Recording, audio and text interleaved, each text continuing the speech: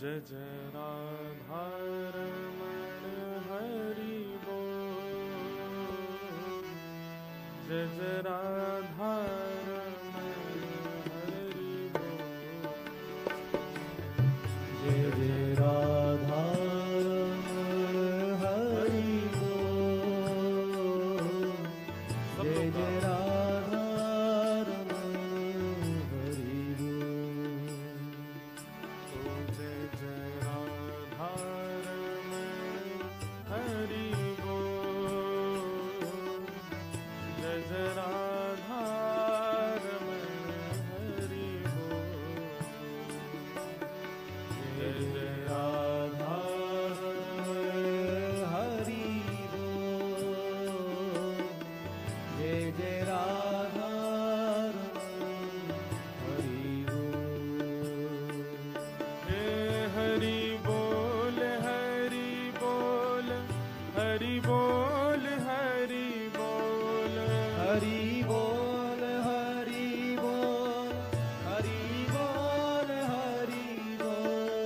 हरि बोल हरि बोल हरि बोल हरि बोल हरि हरि बोल बोल हरि बोल हरि बोल।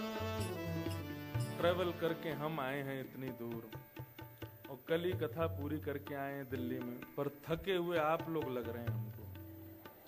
आप लोग ज्यादा टायर्ड हैं। हमें पता है आप लोग बहुत लंबा सफर 1-2 किलोमीटर दूर घरों से आए हो, बहुत थक गए होंगे। थोड़ी हम पर दया कीजिए। ब्रजवासी आपके यहाँ आए हैं, इसी भाव से उनकी सेवा कर दीजिए कि वो कीर्तन करें तो हम साथ ऐसा दें कि उनको ज्यादा जोर ना पड़े। हाँ, यही एक ब्रजवासी की सेवा कर दो।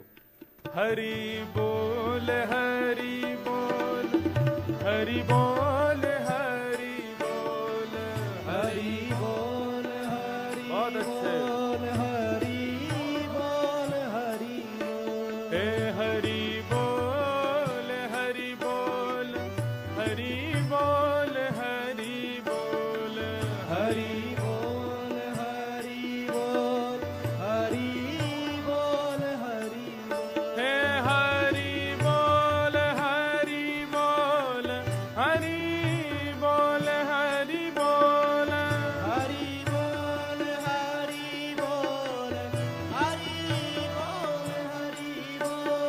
हरि बोल हरि बोल हरि बोल हरि बोल हरि बोल हरि बोल हरि बोल हरि बोल। हे हरि बोल हरि बोल हरि बोल हरि बोल हरि बोल हरि बोल हरि बोल हरि बोल। हे हरि बोल हरि बोल हरि बोल हरि बोल हरि बोल हरि बोल हरि बोल हरि बोल। जय जय राधा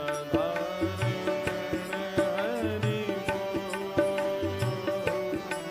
जय जय राधा हरि बोल। जय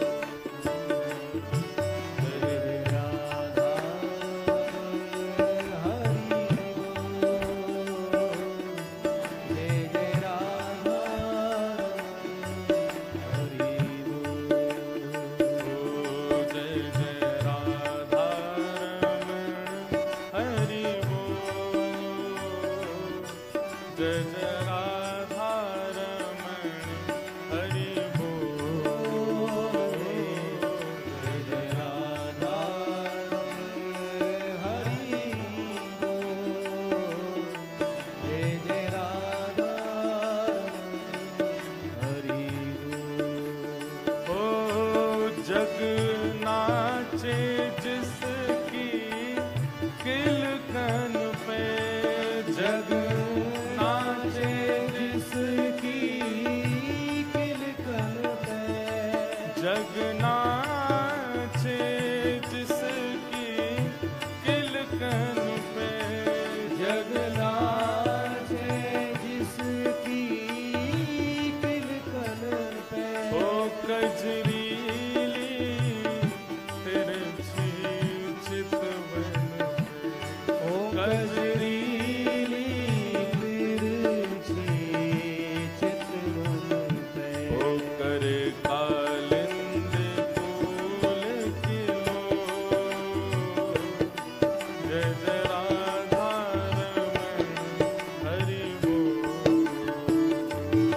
करे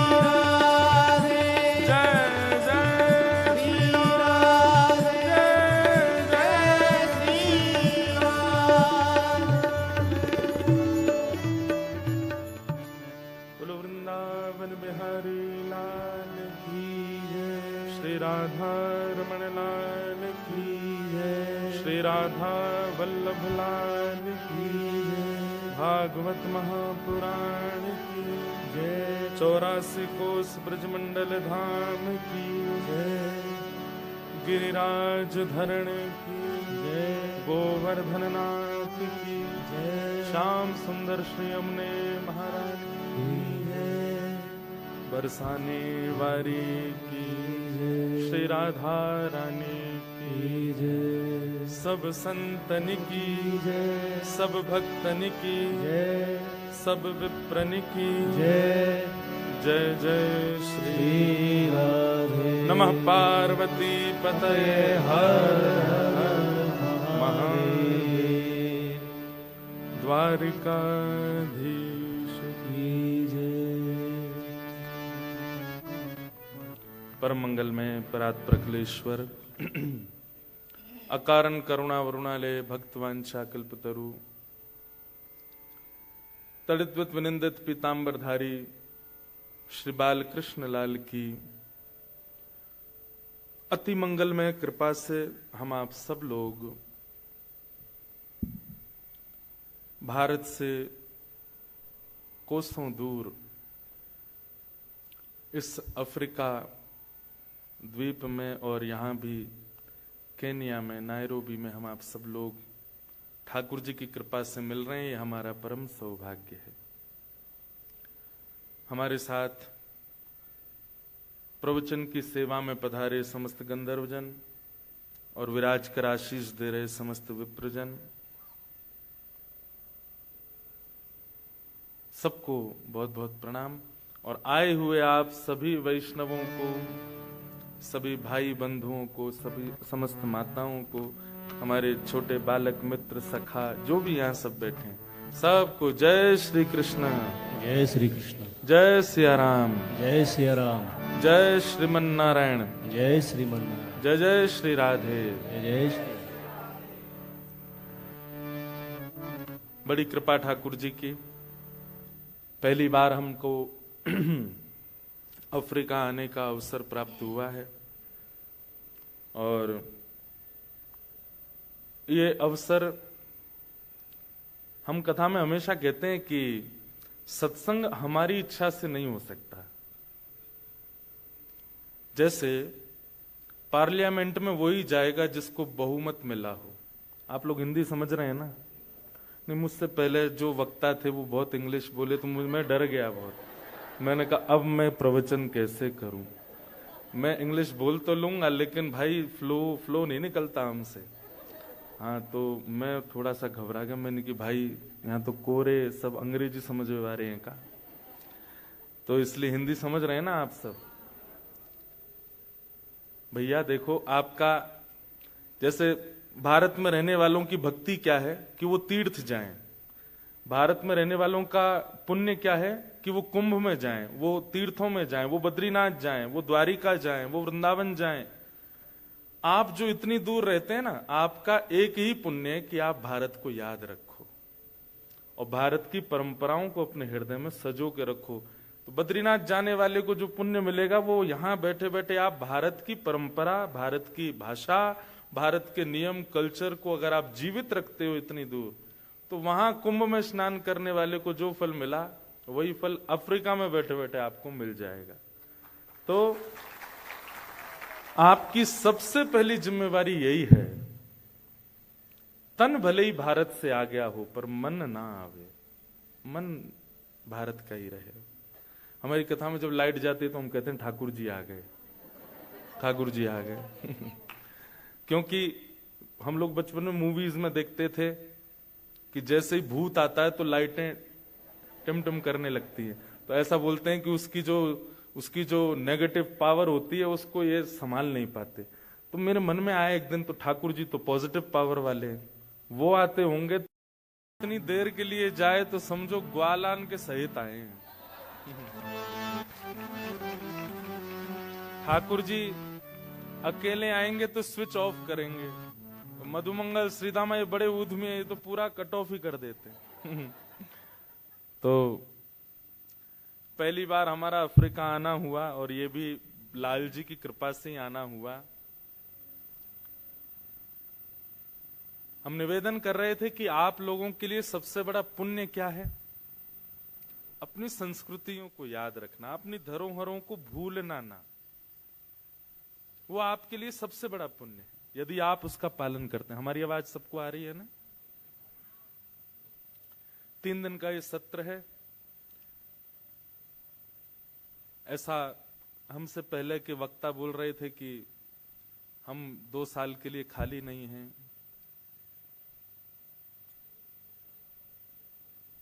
सब बेस्ड होता है प्रायोरिटीज पर। दुनिया में इतना बिजी कोई नहीं होता, इतना व्यस्त कोई नहीं होता, पर आप प्रायोरिटी किसको देते हो? और हमने दी है अफ्रीका वालों को इस बार। ये क्योंकि जब उनका हमारे शाह फैमिली, जानी फैमिली, इन लोगों का बहुत भाव था, महाराज जी आप आइए एक बार नायरोबी। मैंने कहा वहां सुनेगा कौन हमको, वहां कोई जानता भी नहीं होगा। बोले नहीं आप कोई बात नहीं, आ जाइए, ठाकुर जी को तो सब जानते हैं। मैंने ठीक है। तो बहुत मुश्किल से मैंने कहा कैसे समय दें, कैसे समय दें, पर हमारी जो शाह फैमिली की जो माता जी हैं, इन्होंने इतने फोन किए, इतने फोन किए। एक बार तो मैं सोचा, मैंने कहा भाई कैसे करें। अब उनका करुण भाव भी मुझे लगता था कि मैं व्यस्त हूं पर कैसे जाऊं। तो इन डेट्स में मेरी दरभंगा बिहार में कथा थी, 1 मार्च से 7 मार्च तक। फिर दरभंगा में जिनके यहाँ कथा थी उनको कॉल करके हमने कहा भाई आपकी कथा आगे कर दें। तो पहले तो वो बोले कि महाराज जी हम भी सोच तो रहे थे, ठीक है ये डेट खाली हो गई, हमने इनको कहा मैंने ठीक है चलो ये डेट्स खाली हैं, अब हम आ रहे हैं। अब उनका दोबारा फोन आया, बोले महाराज जी आगे की डेट कौन सी दी आपने? मैंने कहा 2028 में तो अब वो तो बोले नहीं नहीं मुझे तो वही डेट चाहिए। मैंने कहा नहीं हम करेंगे, कोई एडजस्टमेंट आगे बीच में कर देंगे, पर अब हमको हो आने दो एक बार, उनका बहुत मन है। तो ऐसे हम उसमें भी बहुत परीक्षाएं हुई। यहां 3 दिन का सत्र कर रहे हैं, फिर 2 दिन हम थोड़ा भ्रमण करेंगे, आसपास देखेंगे कैसा स्थान है। लाल जी आए तो उसका थोड़ा दर्शन भी तो होना चाहिए। तो 3 दिन यहां सत्र, 2 दिन थोड़ा रह के फिर हम साउथ अफ्रीका जा रहे हैं। तो साउथ अफ्रीका की वीजा के लिए हमारा पासपोर्ट गया हुआ था एम्बेसी, जो कि फरवरी 1st वीक में ही चला गया था, और ये था कि मिड तक आ जाएगा। कहीं से पता चला कि वो 27 फरवरी को मेरे हाथ में आएगा। मैंने कहा ठीक है कोई नहीं, हमको 1 को निकलना है रात को। लेकिन पासपोर्ट नहीं आया हमारा, मतलब कल रात को। लेकिन हमारी कथा जो करा रहे थे वो सुप्रीम कोर्ट इंडिया के चीफ जस्टिस वही कथा करा रहे थे। उनसे प्रार्थना की कि आप कुछ योजना बनाइए। उन्होंने भी पूरी योजना बनाई, पर सब लोग बोले कि कभी भी पासपोर्ट रिलीज हो सकता था, पर वीकेंड्स पर हम फॉरेनर एम्बेसीज को फोर्स नहीं कर सकते। उन लोगों के लिए वीकेंड मतलब सब कुछ होता है, वीकेंड का वेट ही करते हैं कि कब छुट्टी शनिवार रविवार आए, हम लोग सब बंद करके जाएं, काम का नाम भी मत लीजिए वीकेंड्स पर। ऐसी फॉरेनर्स की ऐसी मनोस्थिति होती है। सब लोग मना कर रहे थे। हमारी सारी टीम 7 बजे सब लोग पैकिंग कर रहे थे, 10 बजे की फ्लाइट है। मैं सबसे बोला, मैंने कहा जाओ आप लोग, बारात तैयार है, दूल्हा का आता पता नहीं है मैंने कहा बारात तैयार है, वहां मंडप तैयार है, ढोल नगाड़े तैयार हैं, घोड़ी तैयार है, फ्लाइट लेकिन दुल्हा नहीं है। लेकिन अभी तो हम बहुत हंस रहे हैं, लेकिन वो बहुत टेंस वाला वो था। अब मैं अपनी ही कथा सुन रहा हूं अंदर ही अंदर। मैं सोच रहा हूं कि मैं कथा में क्या कहता हूं, कैसी भी परिस्थिति आ जाए विचलित मत हो। अब मैं सोच रहा हूं कि विचलित मुझे होना नहीं है, और तभी मैं देखता हूं कि नैरोबी से कॉल आ रहा है, तो मैं विचलित हो जाता हूं कि मैं क्या करूं। यहां इतना सब अरेंजमेंट हो गया, फिर भी मैं बहुत अपने मन को समझा रहा था विचलित नहीं होना है, बिल्कुल परेशान नहीं होना। ठाकुर जी ने कुछ अच्छा सोच के रखा होगा। हो सकता है कि मैं अभी पहुंचूं और वहां शायद कुछ घटना हो जाए, इसलिए ठाकुर जी रोक रहे होंगे कि भाई अभी मत जाओ। ऐसा ऐसा मन में विचार करने लगा। ठाकुर जी सब भला ही सोचते हैं, लेकिन अंत में बस केवल हृदय से एक भाव हमारे ठाकुर जी के प्रति। यहां देखो श्रीनाथ जी और वल्लभाचार्य जी का बहुत सुंदर मिलन चित्र है। ये हमारे ठाकुर जी श्रीनाथ जी हैं छोटे से। हमने उनसे प्रार्थना की, मैंने कहा ठाकुर जी हम जहां भी जाते हैं आपकी इच्छा से जाते हैं। आपने इच्छा प्रकट की थी कि आपको जाना है नैरोबी, तो फिर पहले ही कुछ योजना ऐसी बनाते कि इतनी व्यवस्था वहां न हो पाती और कैंसिल हो जाता। अब एंड मूवमेंट पर ये क्या चल रहा है माहौल, आप लोग विश्वास नहीं करेंगे। फॉरेन मिनिस्टर तक से हमने बात कर ली और पासपोर्ट रिलीज होने का कोई चांस नहीं। उन्होंने भी ये कहा कि 12 बजे से पहले हमको पता होता तो भी हम कुछ करते। अब तो शाम हो गई है, 7 बजे मैं बात कर रहा हूं। बोले अब कुछ नहीं हो सकता। हमने फोन्स तो बहुत सारी जगह कर दिए थे कि कोई करवा दे। ये सब लोग अपना सामान रख चुके थे गाड़ी में, मैं बस बैठा था, अब देखें कोई बात नहीं जो होगा। And suddenly south African embassy के, अब या तो वो एम्बेसडर थे या कौन थे मुझे पता ही नहीं है, उनका कॉल आया था। And he was speaking, am I talking to Indresh Sharma? I said yes. Within 25 minutes, please come to South African Embassy and take your passport. और ये 7 बजे की बात है, 10 बजे की हमारी फ्लाइट है।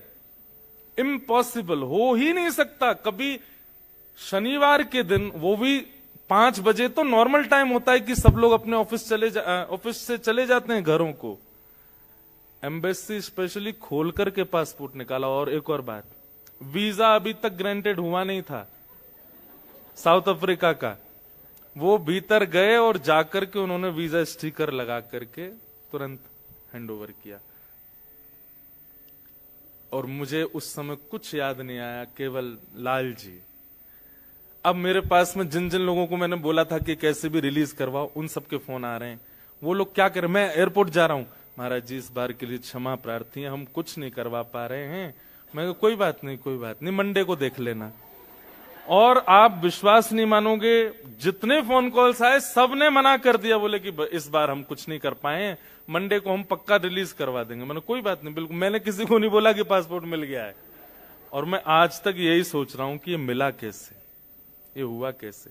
अब वो एम्बेसडर को या जो भी, उसको हमने फोन करके पूछना भी नहीं चाहा कि किसने तुमको बोला, क्यों वो विश्वास में चाहता हूं कि मेरे मन में रहे कि नहीं, लाल जी नहीं करवाया, या हमारे लाल जी की कृपा है। तो ये पूरी बात हमने इसलिए बताई है कि बहुत मेहनत लगी है हमको यहां आने में। आप लोग उसका रिवर्ट जरूर दीजिएगा। और रिवर्ट केवल आपको इतना देना है कि जो भी भाव आप सुनेंगे यहां पर, मैं अभी तक सोचा ही नहीं मैं क्या बोलूंगा, जो भी भाव प्रकट होगा बहुत भाव से सुनिएगा, उसको इम्प्लीमेंट करने का प्रयास कीजिएगा अपने जीवन में। और आज रविवार तो आप सब लोग बहुत आए, पर ऐसा ना हो कि कल और परसों हम बेचारे 2 परिवारों को ही कथा सुनाते हैं। तो ये 2 दिन 3 दिन हमको दीजिए, अच्छे से खूब भाव से पधारिए। और मुझे बहुत अच्छा लगा आकर के, यहाँ के सब लोगों को देख करके बहुत मन में, मुझे तो थोड़ी थोड़ी खुशबू इंडिया जैसी लगी, यहाँ की मिट्टी की जो खुशबू है। तो आप सब लोग बड़भागी हैं कि आप लोगों को सत्संग बहुत सहजता से यहां मिल जा रहा है। इंडिया में इतने वक्ता हैं, इतने प्रवक्ता हैं, इतने प्रवचन करने वाले संत ऋषि सब लोग हैं, फिर भी लोग वंचित रह जाते हैं। पर स्पेशली कोई वहां से यहां और इतने लोग जुट जाएं और उनकी व्यवस्था हो, इसको आप सौभाग्य मानिएगा। हम कह रहे थे कि पार्लियामेंट में वो जाता है जिसको इलेक्ट किया जाता है और उसको पूरे अधिकार होते हैं पार्लियामेंट में बैठने के। ठीक वैसे ही ये भी एक भक्ति की पार्लियामेंट है। यहां पर भी आप सब लोग सिलेक्ट किए गए हैं आने के लिए। ठाकुर जी, किशोरी जी, उनकी बड़ी कृपा है आप लोगों के ऊपर कि आप सब लोग यहाँ आए हैं। आपका बहुत बहुत स्वागत, बहुत बहुत अभिनंदन। 1-2 बात हम बता दें। देखो, भक्ति हो, ज्ञान हो, प्रेम हो, भक्ति के जितने भी रूप हों, वो सब टिकते किसके हृदय में हैं? वैष्णव सब हैं, सनातनी सब हैं, पर रेगुलर नहीं बन पाते। वो स्थिरता नहीं आ पाती हमारे मन में। आपने एक नियम धारण कर लिया कि मुझे रोज इतनी माला करनी है, आप 1 हफ्ते बाद उस नियम को तोड़ दोगे, नहीं हो पाएगा, कंटिन्यूटी नहीं बन पाती है। वो स्थिरता क्यों नहीं आ पाती है? क्योंकि हमारे चित्त में एक पात्र नहीं है, वो उस पात्र का नाम है जिज्ञासा। इसलिए इस कथा में एक बात का ध्यान रखिएगा कि आप जिज्ञासा जरूर कीजिएगा मन में। अगर कोई प्रश्न आए आपके मन में कि मुझे इसका उत्तर जानना है, तो आप हमको लिख करके यहां दीजिएगा। बट मेरे यहां बैठने से पहले, उससे पहले ही आप यहां पर अपना प्रश्न दे दीजिए। और प्रश्न लेकिन कैसे होने चाहिए, इसका बहुत ध्यान रखिएगा। आपको भी कुछ अच्छा मिले, बताने वाले को भी कुछ अच्छा मिले, और जितने लोग सुन रहे हैं इनको भी कुछ मिले। उस प्रश्न में कुछ आपका निजी स्वार्थ ना छुपा हो। मेरे परसेंटेज अच्छे कैसे आएंगे, या मेरा जॉब अच्छा कैसे होगा, मेरी कमाई ज्यादा कैसे होगी, मेरा घर परिवार कैसे ठीक होगा, मेरा मन शांत कैसे होगा, आदि आदि, ये सब नहीं। वो प्रश्न कुछ ऐसा होना चाहिए जिससे कुछ पा करके जाए यहां के लोग। तो ऐसी जिज्ञासा जरूर कीजिएगा। हमने मन में विचार किया था कि हम नवदा भक्ति भक्ति के 9 स्वरूप हैं। नवदा भक्ति के ऊपर 3 दिन चर्चा करेंगे। अभी अभी मन में भाव आया, और 3 भक्ति रोज, एक भक्ति मतलब 3 भक्ति आज, 3 कल और 3 परसों नवदा भक्ति हो जाएगी। अब बाकी तो समय बताएगा कितनी निकल पाती हैं हृदय से। एक बात ध्यान रखिएगा, थोड़ा ऊपर कर लीजिए बस। भक्ति सबकी नहीं होती।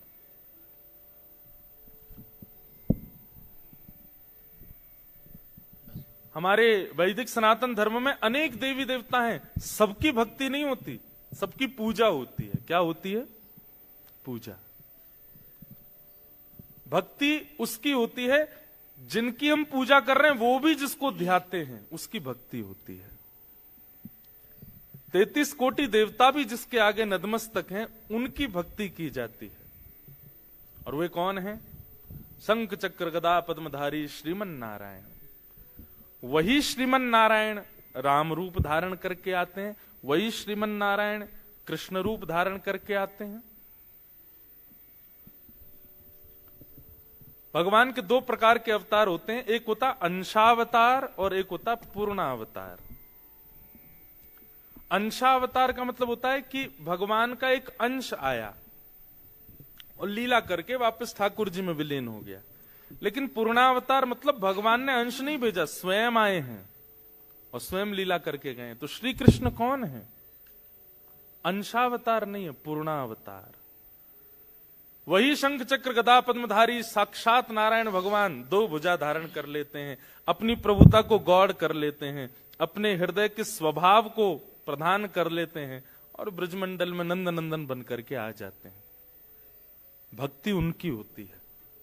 श्री कृष्ण की पूजा नहीं होती, हमारी किशोरी जी की पूजा नहीं होती, हमारे वृंदावन चंद की पूजा नहीं होती, भक्ति होती है।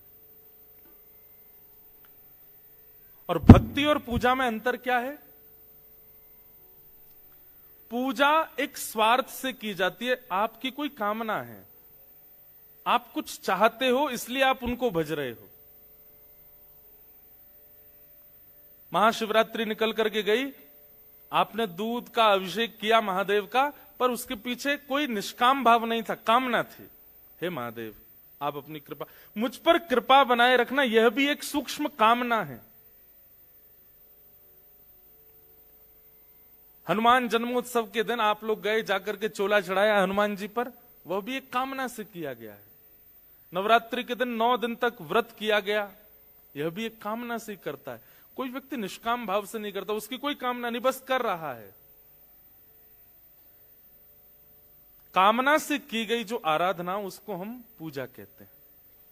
और जहां कोई कामना नहीं है, कोई कामना नहीं है, दूर दूर तक कोई कामना नहीं है, आप मुझ पर कृपा करो ऐसी कामना भी नहीं है, उसको कहते हैं भक्ति। दैट डिवाइन लव, प्रेम, भक्ति। तो हम लोग यहां पर नौ भक्ति के बारे में सुनेंगे, पूजा नहीं। पूजा तो ये होती है कि सुबह उठ गए, ठाकुर जी को सामने अगरबत्ती घुमाई, दिया बत्ती कर दी, चना चनोरी किसमिस रख दी सामने, ठाकुर जी पूरे दिन इसी से काम चलाओ। रात में आए, दोबारा दिया बत्ती करके किवाड़ बंद करके सो गए, बस दैट्स इट। भक्ति में तो जैसा कोई अपना, जैसे कोई अपनत्व के साथ सेवा होती है, अपनत्व की सेवा होती है, अपने की चिंता होती है, वो भक्ति का स्वरूप होता है। वहां चिंता भी होती है, वहां प्रेम भी होता है, वहां गुस्सा भी होता है, वहां लड़ाई भी होती है। कल हमारे एक पंडित जी, जब हम वीजा का, वो पासपोर्ट का नहीं मिल रहा था, तो मुझे किसी ने बताया, बोले आप तो ऊपर बैठे थे, वो हमारे ठाकुर जी से लड़ रहे थे, लाल जी से लड़ रहे थे। बोले कि आप ऐसा क्यों करते हो, इतनी व्यवस्थाएं करवाने के बाद में, और वो पासपोर्ट नहीं दिलवा रहे हो, और देखियो अब तुम्हें बताएंगे हम, जाओगे कहां ब्रजवासी इंत बच के, रहोगे तो हमारे पास ही। वो ऐसे ऐसे कह रहे थे, रुक जाओ, रात में भोजन नहीं कराएंगे तुमको आज। आप पूजा वाले स्थान पर क्रोध नहीं कर सकते, आपको पाप लग जाएगा। लेकिन भक्ति में आप क्रोध कर सकते हो, दिखावे का नहीं, वो अंतरंग भाव से होता। अगर कोई आ गया तो आप तुरंत नॉर्मल हो जाओगे। जैसे कुछ चला, एकांत में आप लड़ रहे हो उनसे। और मैं कथा में एक बात कहता हूं कि जहां प्रेम का बहुत इन्वेस्टमेंट किया जाता है ना, वहां आप क्रोध की लागत लगा सकते हो। पर जहां प्रेम दिया ही नहीं है, वहां अगर क्रोध किया गया तो हाथ पांव तोड़ दिए जाएंगे आपके। जिसको आपने प्रेम ही नहीं किया, जिसे स्नेह ही नहीं किया, उस पर जाकर गुस्सा करो।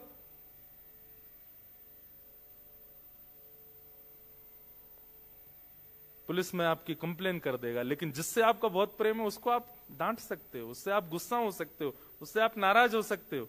ये देखिए, गुस्सा होना, नाराज होना, डांटना, झगड़ना, ये सारे दोष हैं। पर यदि प्रेम के अंतरंग हो तो यह एक गुण है। जहां प्रेम में झगड़ा ना हुआ हो, जहां प्रेम में लड़ाई ना हुई हो, जहां प्रेम में थोड़ी भी नोक झोंक ना हुई हो, वो प्रेम कैसा? एक माता जी थी, अपने ठाकुर जी की सेवा करती थी। अब एक चीज बहुत ध्यान से सुनिएगा। ऐसा कभी मत मानिएगा कि आप भक्ति मार्ग में आ जाएंगे तो आपकी लाइफ से सारी दुविधाएं चली जाएंगी। ऐसा कभी नहीं हो सकता। अगर ऐसा होना होता तो कल हम रो नहीं रहे होते पासपोर्ट के लिए। मैं भाई यहां बैठकर के प्रवचन केवल आपको कोई नया ज्ञान नहीं दे रहा, आप बीती भी बता रहा हूं। अपने ऊपर जो घटना घटी वो भी बीच बीच में कोट कर रहा हूं। तो ये मत सोचिएगा कि अगर मैं कथा वक्ता हूं, अगर मैं नाम जप रोज करता हूं, मैं अपने ठाकुर जी, तो मेरी लाइफ में बहुत स्मूथ है, मेरी लाइफ बहुत सिंपल है, बहुत स्ट्रेट है, कोई दिक्कत नहीं। ऐसा नहीं है, सब है। अब कल ही की एक घटना और सुनो। हमको ये नहीं पता था कि यहां आने के लिए वैक्सीनेशन चाहिए होती है। वो तो भगवान की कृपा कि हमारे एक भैया एक दिन पहले आ गए। उनको एयरपोर्ट पर पूछा गया वैक्सीनेशन हो गई? बोले हाँ कोविड की। कोविड की नहीं, येलो फीवर की। बोले ये क्या होता है? अब ये भी लोग भी इतने व्यस्त थे कि उन्होंने बताया ही नहीं हमको कि यहाँ, ना हमको पता था कि भाई ऐसा कुछ होता है। अब उसका फोन आया, महाराज जी वैक्सीनेशन करवा के आना। मैंने कहा भाई ये क्या भला है? मैंने कहा कथा सुनाने के लिए सुई तो मैंने कभी नहीं लगवाई, ये पहली बार ऐसी विदेश यात्रा जिसके लिए वैक्सीन लगवानी पड़ेगी। तो बोले वहां जाने के लिए जरूरी नहीं है, वापस आपको इंडिया आना है तो आपको वैक्सीन होनी चाहिए, क्योंकि वहां अगर बाय चांस आपको मॉस्किटो बाइट हुआ तो फीवर, वायरल जो भी। अब शनिवार को सारे सरकारी अस्पताल बंद, उनमें कहीं भी, मतलब ठीक है वैक्सीन करने के बाद वो बाद में सर्टिफिकेट देते हैं, हमको तो ऑन पेपर एंड टाइम पे चाहिए। और लास्ट दिन की मैं दिल्ली में कथा घोषणा कर चुका था सुबह 11 बजे से। अब दफ्तर खुल रहे हैं 10 बजे, 9 बजे से पब्लिक बैठी है कथा सुनने के लिए। और मैं इतना परेशान, मैंने कहा पासपोर्ट है नहीं, वैक्सीन लगवानी पड़ेगी। गए वहां जाकर के उन्होंने पहले तो चेक किया कि इनको कोई वो तो नहीं है, क्या बोलते हैं उसको, एलर्जी तो नहीं है। फिर बोले अब आधा घंटा हम चेक करेंगे, अगर आपको एलर्जी हुई तो। मैंने कहा सुनो ये मत लगाओ ना, आप सीधा वैक्सीन कर दो। बोले देखिए अगर कुछ हो गया तो सीधे परम पद गई हूं। मैंने कहा इतनी खतरनाक वैक्सीन है क्या कि बिना एलर्जी चेक किए लगा दी तो सीधा हो जाएगा? अब साथ के सब भाई लोग मेरी ओर देखें, बोले महाराज बढ़िया अफ्रीका लेके जा रहे हो। मैंने कहा लगवाओ भाई। सब लोगों ने वैक्सीन लगवाई। अब वो वैक्सीनेशन हो गई, उसके बाद सीधे मुझे स्टेज पे जाना। तो वो बोलते हैं कि कुछ हैवी खा लीजिए और बुखार आएगा, घबराना नहीं। मैंने कहा यार ये तो बड़ी दिक्कत है। फिर मंच पे पहुंचे और वहां मैं डोलो, हमारे यहाँ डोलो खाते, पैरासीटामोल मैंने तैयार रखवा रखी। मैंने कहा मुझे बुखार लगेगा तो बीच कथा में रूमाल से ले लूंगा। कथा सुनाई, कथा तक कुछ नहीं, कथा के बाद में थोड़ा शरीर टूटने लगा। परेशानी, दिमागी स्ट्रेस अलग, मन का स्ट्रेस अलग, तन का स्ट्रेस अलग, इतना सब कुछ हो रहा था।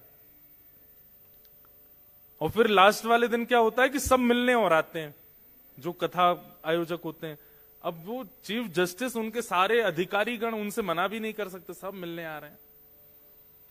और मैं सबसे ऐसे ही मिल रहा हूँ, यहाँ फोन पे फोन बज रहे हैं। अब ये सब चीज हुई, चलो ठीक है, पासपोर्ट मिल गया, थोड़ा दिमागी तनाव।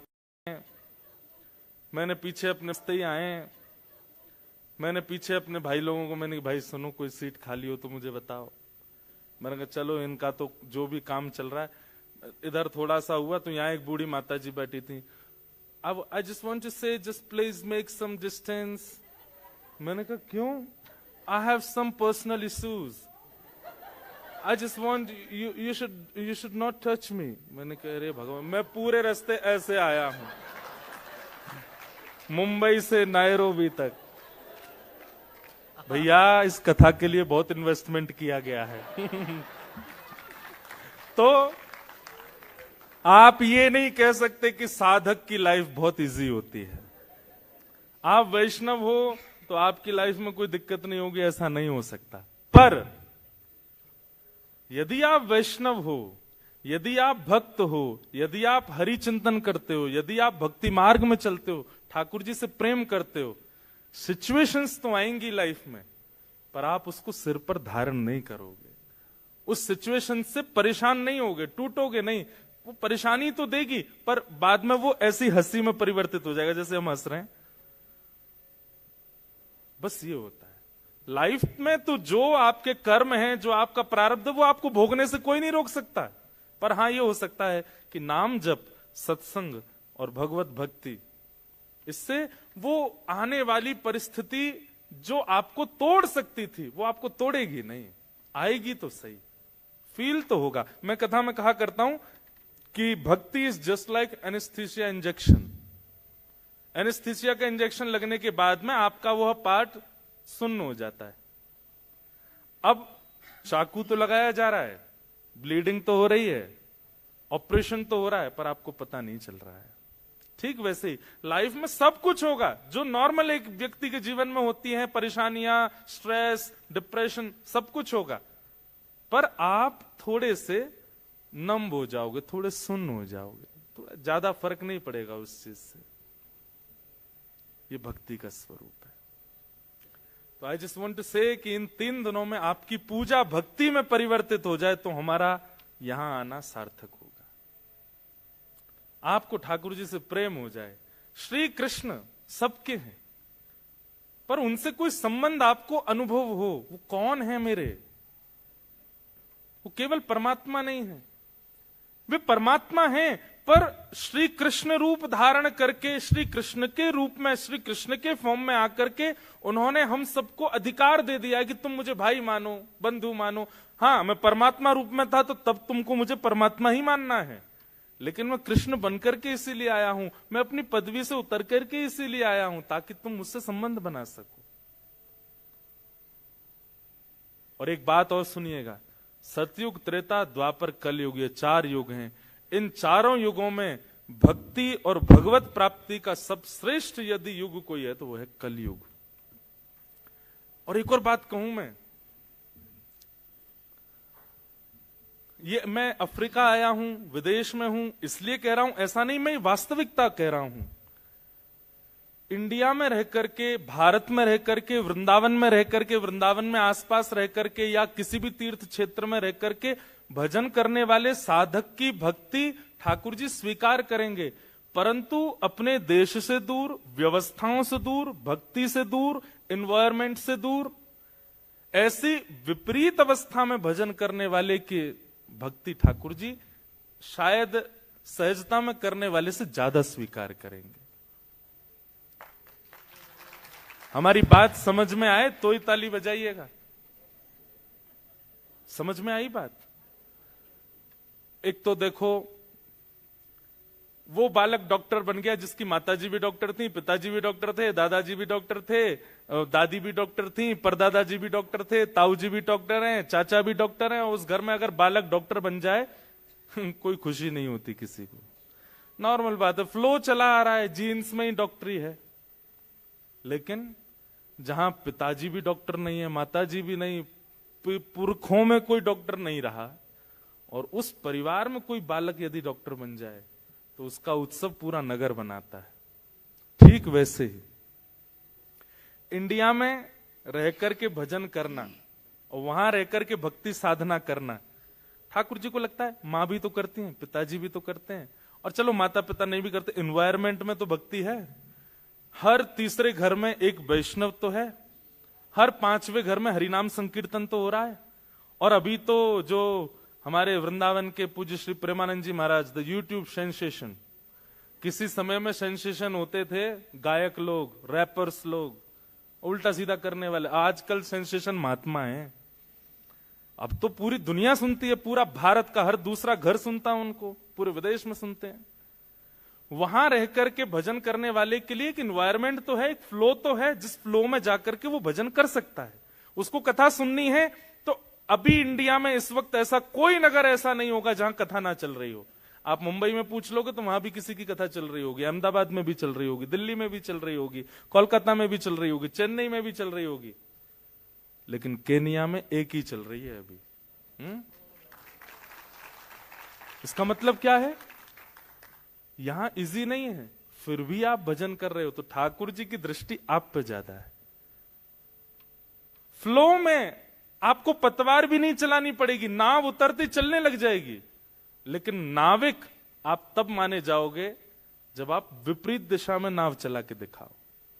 यहां से फ्लो आ रहा और आप उसको काट के नाव चला के दिखाओ, तब आप नाविक माने जाओगे। तो आप लोग तो नाविक हो, आपके लिए तो फ्लो बिल्कुल उल्टा है। यहां पर आप बाहर कहीं भी खा नहीं सकते, यहां किसी के भी घर जाकर के आप कुछ ले नहीं सकते। यहां पर सब विपरीत है, हर प्रकार से भोग्य वस्तु सुलभ है। एक बात याद रखिएगा, विदेशों में एक चीज है, भोग की वस्तु बहुत इजी है, चाहे जीव की हो, चाहे आंखों की हो, चाहे हाथों की हो, चाहे पैरों की, चाहे गुप्त इंद्रियों की। यहां भोग करना बहुत आसान है, पर भोग की स्थान पर योग करना बहुत कठिन है। वो अगर आप कर रहे हो तो ठाकुर जी की निश्चित है आप पे दृष्टि है। तो इसलिए अब ये 3 दिन का सेशन पूजा को भक्ति में परिवर्तित करना और भक्ति को प्रेम लक्षण में परिवर्तित करना, इसलिए हम लोग बैठे। नवदा भक्ति, एंड अगर पॉसिबल हो सके तो ट्राई कीजिएगा कि आप लिख सको। और देखिए यहां सब बैठे हैं, हमारे सिख भाई भी बैठे हैं, हमारे सब वहां गुजरात के भी लोग बैठे हैं। गुजरात के तो ज्यादातर होंगे, केम छोता में है तो ज्यादातर गुजराती है। हमारे पंजाब के भी, गुजरात के भी, हो सकता है सब जगह के लोग बैठे हैं यहां पर।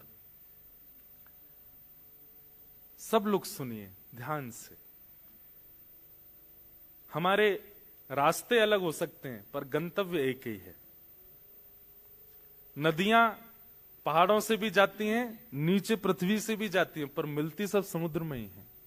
तो इसलिए हमारे रास्ते अलग हो सकते हैं पर हमारा गंतव्य एक ही है, श्री।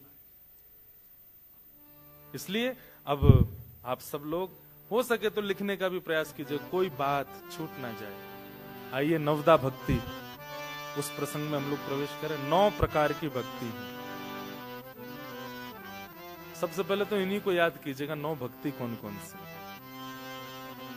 श्रवणम कीर्तनम विष्णु,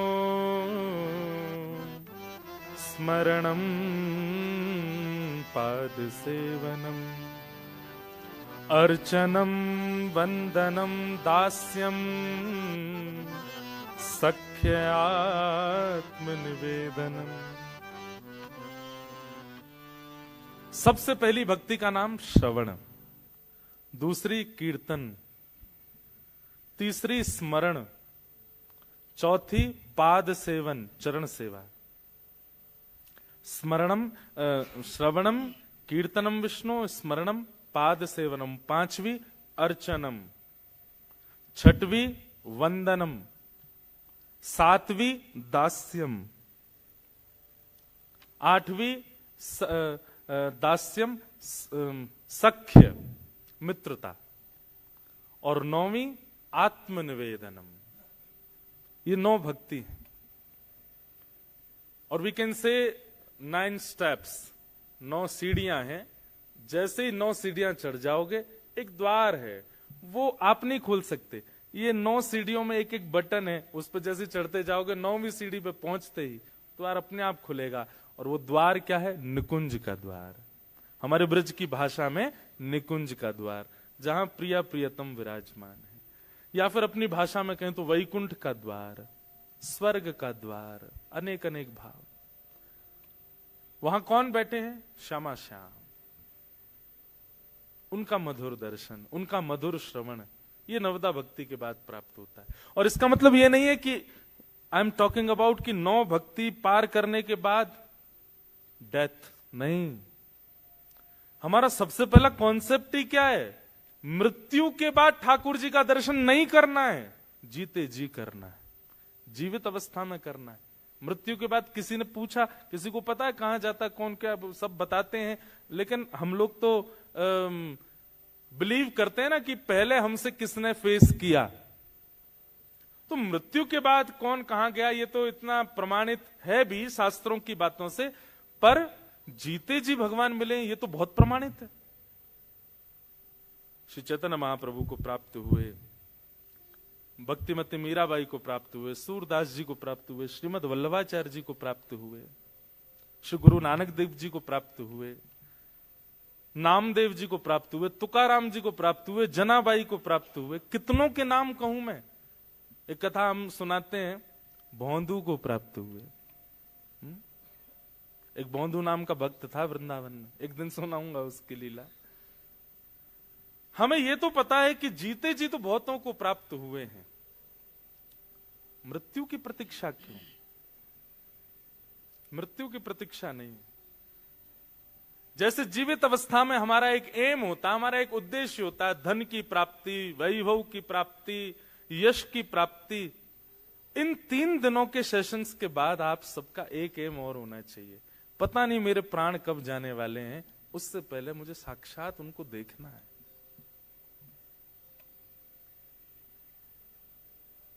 इतना तो कहना, बहुत अच्छा भाव है। इतना तो कहना स्वामी, जब प्राण तन से निकले, गोविंद नाम लेकर, जब प्राण तन से निकले। श्री गंगा जी का तट हो, यमुना का वंशीवट हो, मेरा सांवरा निकट हो, जब प्राण तन से निकले। इतना तो कहना स्वामी, जब प्राण तन से निकले।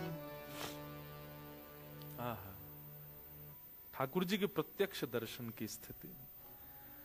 तो नवदा भक्ति में पहली भक्ति का नाम है श्रवणम, सुनना। अब श्रवण की परिभाषा क्या है? केवल सुनना यदि भक्ति है तो यहां पे सब लोग बैठ के सुन रहे हैं, पर सबको भगवत प्राप्ति नहीं होगी। बुरा नहीं मानिएगा, 1000 लोग बैठे हैं, पर 1000 में से गिने चुने 10 लोग ही ऐसे निकलेंगे 3 दिन में जिनको भगवत अनुभव होगा।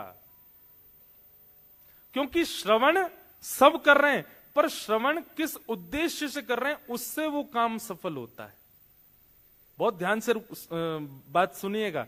आप क्रिया कर रहे हो, वो क्रिया तो सब कर रहे हैं, पर क्रिया के पीछे उद्देश्य क्या है, वो ज्यादा विशेष होता है। उद्देश्य क्या है, कारण क्या है? मुझे धनवान बनना है, तो इसके पीछे उद्देश्य क्या है? पड़ोसी को दिखाना है, बहुत बड़ी बड़ी गाड़ियों में डोलता है, इसको बना के दिखाना है मुझे कि मैं देख, मुझे भी देख। उसका उद्देश्य क्या है? दिखाना। मुझे धनवान बनना है, क्यों? मेरे फोरफादर्स ने कभी धन नहीं देखा, मुझे करके दिखाना है, याद रखें कि हाँ मैंने कुछ किया। उद्देश्य। एक कह रहा है मुझे धनवान बनना है, क्यों? ताकि मैं असहायों की सहायता कर सकूं, ताकि मैं कोई बेसहारा हो उसका ध्यान रख सकूं, जो वैष्णव हैं, जो भक्त हैं, जो भगवत भजन में लीन रहते हैं, गृह त्याग करके जो संत महापुरुष हैं उनकी सेवा कर सकूं, इसलिए धनवान बनना है। एक मेरे संपर्क में एक बालक है, वो डॉक्टर ही इसीलिए बन रहा है ताकि वो ब्रज में क्लिनिक खोल करके उसका, वो बोला महाराज जी एक काम करूंगा। मैंने क्या? मैं आधार कार्ड चेक किया करूंगा, अगर वो ब्रजवासी है तो उससे 10% फीस लिया करूंगा बस, और अगर ब्रजवासी नहीं तो पूरी 100%। बोले ब्रजवासी की सेवा कर सकूं इसलिए डॉक्टर बनना। मैंने कहा ये भी बालक, मैंने उसको बोला, मैंने कहा ये भी करियो जब तक तेरी जरूरतें पूरी ना हो, जिस दिन जरूरत पूरी हो जाए ब्रजवासी का फ्री कर दियो। ये मधुमंगल है, श्रीदामा है, तन सुखा है, मन सुखा है, सुबल है, ये ठाकुर जी के सखा है, यही भाव मान करके सेवा करना। तो उसका उद्देश्य कितना शुद्ध है। डॉक्टर बनने के पीछे क्या है? मुझे ब्रज में क्लिनिक खोलना है, वो इसी उद्देश्य। वो कहता महाराज जी मैं नाम जप नहीं कर पाऊंगा, क्षमा करना, मैं सेवा नहीं कर पाऊंगा। मैंने कहा, बोले मैं अपनी परसेंटेज को ही नाम जप मानूंगा। जैसे लोग कहते हैं 100 राउंड्स, तो 100 आउट ऑफ जितने आएंगे मान लूंगा इतने राउंड्स हो गए मेरे। मैंने कहा भैया तेरी भक्ति सच में ये प्रबल भक्ति है। उद्देश्य से आपकी क्रिया शुद्ध होती है। आपका उद्देश्य क्या है, क्यों करना चाह रहे हो, किस कारण से कर रहे हो, वो कारण विशेष होता है। तो श्रवण तो सब कर रहे हैं, पर कारण क्या है? यहां बैठे लोगों का कारण क्या है? अपना कारण पूछिए अपने आप से कि आप क्यों सुन रहे हो कथा, 3 दिन के लिए क्यों आए हो। बुरा नहीं मानिएगा, एक व्यक्ति मुझसे पता क्या बोला, महाराज जी आप देखना, पता है पब्लिक कितने बजे आएगी। मैंने कितने बजे? बोले पब्लिक आएगी 7:45 बजे। मैंने क्यों? बोले 8 बजे के बाद फिर। लेकिन भाई जिन्होंने मुझसे ये बात कही थी, देख लो नजर घुमा के, सब बैठ गए थे आगे पहले ही। इसका मतलब क्या है? उद्देश्य भोजन नहीं है, उद्देश्य प्रसाद नहीं है, उद्देश्य शुद्ध है। एक भक्त हुई भारत में, दक्षिण भारत में, साउथ इंडिया में। तो एक बार बहुत सारे संतों की टोली जा रही थी, हरि नाम संकीर्तन करते हुए जा रहे थे। तभी एक नगर पड़ा और उस नगर में उन्होंने सोचा कोई ऐसा स्थान मिले जहां रात में हम लोग रुक करके अपना भोजन पानी बना लें, अपने ठाकुर जी की सेवा कर लें। तभी उनको एक बहुत सुंदर घर दिखाई दिया और उस घर के बाहर बगीचे में बहुत सुंदर सुंदर पुष्प आदि सब लगे थे। तो प्राचीन भारत में अगर संत महात्मा ऐसे चलते फिरते गांव में कहीं रुक जाएं किसी के घर के बाहर, तो कोई रोकता नहीं था, बल्कि घर वाले सेवा और करते थे कि संत आए हैं भैया। तो एक घर के बाहर सब संतों ने अपना धूना जमा लिया, वहीं बैठ करके टिक्कर बनाने लगे, अपने ठाकुर की सेवा करने लगे। तो घर जिसका था उस महिला ने ऊपर से झांक करके देखा,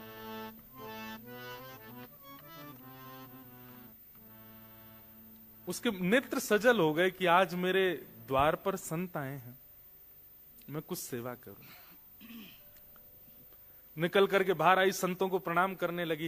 महाराज जी आपको कोई जरूरत हो, कोई पात्र चाहिए हो, कुछ भी सामग्री मुझे आज्ञा करें। तो संतों ने कहा कि भाई देखो ऐसे तो सेवा करते हैं, चलो तुम एक काम करो, सबके लिए कुछ पात्र ले आओ, कुछ दोने ले आओ, कुछ ऐसे। तो उसके घर से जो जो सेवा हो सकती थी वो लेकर के आने लगी, सबको देने लगी। नमक कम पड़ गया तो नमक मंगा लिया। संत बना अपने आप ही रहे थे, बस वो सेवा कर रही थी। रात भर संतों का सत्संग चला, बैठ करके सुनती रही। सुबह सब संत बोले अब हम जाएंगे, अब हमारा समय आगे बढ़ना है। तो दौड़ करके गई और दौड़ करके जाके उसने सुंदर एक दक्षिणा देते हैं ना महापुरुषों को, सुंदर बहुत अद्भुत कुछ दक्षिणा और कुछ सामग्रियां लाई और ला करके संतों के सन्मुख पधरा दिया। अब तो नहीं होता ऐसा, पर प्राचीन काल में संतों का ऐसा नियम होता था कि वे दक्षिणा देने वाले से पूछते जरूर थे, ये दक्षिणा कमाने का जरिया क्या है तुम्हारा, ये जो धन हमको दे रहे हो ये आता कैसे है, तुम्हारा काम क्या है, व्यापार क्या है, करते क्या हो। अब तो दक्षिणा देखते ही धल लेते हैं तुम चाहे जो भी हो। भारत में तो कई बड़े बड़े फ्रॉड लोग उस संत महापुरुषों को ऐसा बहुत सारा धन देकर के बिल्कुल अपना वो बना लेते हैं, जो अच्छा नहीं। तो संत ने पूछा कि बिटिया, इतनी सामग्री तुम सोना चांदी और जाने क्या क्या ये परात में लेकर के आई हो, ठीक है हम स्वीकार करेंगे, पर हमारा नियम है, गुरु आज्ञा है, इन सब को प्राप्त करने का स्रोत क्या है, कहां से आता है? उसके हाथ कांपने लगे, मुख मुरझा गया। बोली महाराज मैं झूठ नहीं बोलूंगी, पर मैं एक नगर वैश्या हूं, मैं नगर वधू हूं, लोगों का नृत्य करके रंजन करती हूं, गायन करके रंजन करती हूं, उसके बाद जो मुझे वो लोग देते हैं उससे मेरा घर चलता है। उसके नेत्र सजल हो गए। सामने बैठे हुए संत भी आश्चर्य में पड़ गए, अब क्या करें।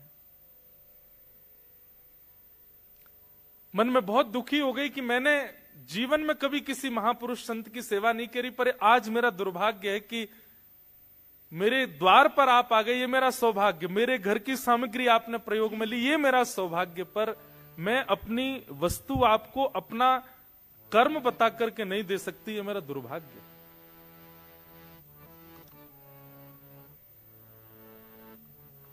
संतों ने मुंह फेर लिया, धीमे से सामग्री उठाने लगी, हाथ कांप रहे हैं, क्या करूं।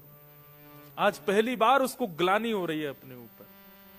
लेकिन संत हृदय नवनीत समाना, संत का हृदय कैसा होता है? मक्खन के जैसा। जैसे मक्खन अगर गर्म चीज के पास भी रख दिया जाए पिघल जाएगा, ऐसे संत होते हैं, वो देख नहीं पाए उसके पीड़ा को। बोले इधर आओ, क्या बात है? बोले बस मैं नहीं दे सकती आपको, इसका बहुत ग्लानि है मुझे। संतों ने कहा हमने एक उपचार ढूंढा है, यदि तुम देना ही चाहती हो तो हमारी एक बात तुमको माननी पड़ेगी। क्या? वो तो बड़ी खुश हो गई, आंसू पोंछ ली, बैठ के बोले आप जो कहेंगे मैं करूंगी, मुझे बताइए। बोले पहले रुपए से लेकर के अंतिम तक तुम्हारे पास जितनी संपत्ति है ये सब ठाकुर जी की सेवा में अर्पित कर दो, कुछ भी अपने पास मत रखो। ये तुम सामग्री लेकर के आई हो, दक्षिणा हमको दे रही हो, हम इसको तो स्वीकार नहीं करेंगे, पर यह भी अगर चाहती हो कि हम लोग स्वीकार करें तो श्री रंगनाथ भगवान का मंदिर है दक्षिण में तिरुचिरापल्ली में, वहां रंगनाथ भगवान का अपनी संपूर्ण जीवन की कमाई से सुंदर स्वर्ण का मुकुट बना करके और ठाकुर जी को पहना दो, तो तुम्हारी ये संपत्ति स्वीकार।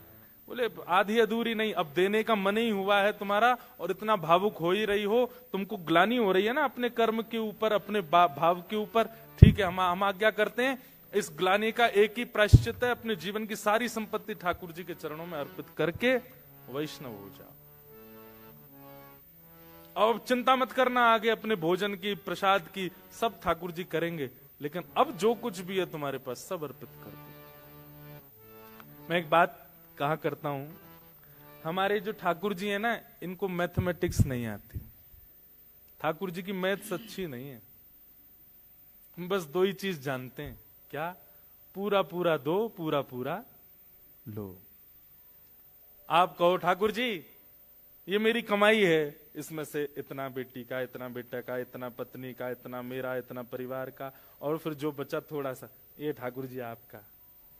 ठाकुर जी कहते हैं मेरी गणित बेकार है, मैं पूरो और पूरो यही आवे, बस ब्रजभाषा समझ रहे हैं ना, पूरो दे दे, पूरो ले जा, और कछु ना आवे मुंह पे। तो संत ने वही बात कह दी, बोले कि अब तुम एक काम करो, अपने जीवन की पूरी जो तुम्हारी संपत्ति है उससे मुकुट बनवा करके ठाकुर जी को अर्पित कर दो। उसके मन में किंचित भी भाव नहीं आया कि ये मैं कैसे कर सकती हूं। उसको तो ये लगा कि मेरे द्वारा कोई सामग्री स्वीकार की जा रही है, ये मेरे लिए बहुत बड़ी सौभाग्य की बात है, और कुछ सामग्री नहीं, पूरी सामग्री स्वीकार की जा रही है। तुरंत लग गई। बोले महाराज जी आप बताइए, जैसा आप बताएंगे वैसा मुकुट बनवाऊंगी। पूरा बनाया गया, ऐसी मणियां, ऐसे ये संपत्ति देखी गई, कितनी संपत्ति है, संपत्ति इतनी निकल करके आई महाराज उसकी। बोले इसका पूरा मुकुट बनवाओ ठाकुर जी का। अद्भुत मुकुट निर्माण हुआ। और जब तक मुकुट निर्माण का कार्य चला तब तक साधु महात्मा कहीं गए नहीं, उसी घर के बाहर जहां बैठे थे वहीं बैठ करके वो भजन संकीर्तन करते रहे। वो इतनी आनंद में कि मेरे संपूर्ण जीवन का जो भी कुछ था सब ले रहे हैं ठाकुर जी मुझसे, कुछ भी नहीं बचेगा अब मेरे पास। 50 दिन के बाद मुकुट तैयार हुआ और उसने पूरी संपत्ति, अपना घर भी बेच दिया, जमीन भी बेच दी, जो भी कुछ था कुछ नहीं बचा, शून्य है। एक परात है बस, उसमें मुकुट रखा है। और संत बोले अब इसको लेके चलो।